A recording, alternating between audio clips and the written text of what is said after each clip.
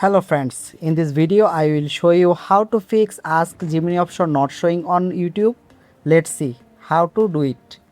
For solving this problem, first of all, long press on YouTube app, press and hold, tap on app info, tap on storage, tap on clear data, clear cache, OK to confirm, go back to previous page and make sure your all permission is allow all permission one by one, then tap on force stop, tap on OK and go to Play Store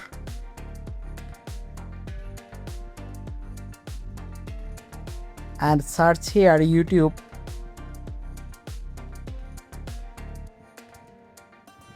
Update your YouTube app if it's available for updates, App Store or Play Store.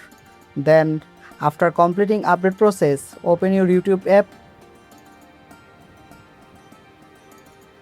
Now play any video. By doing this process, you can successfully solve your problem easily. Thanks for watching. If you found this video helpful, please subscribe to my channel. Thank you.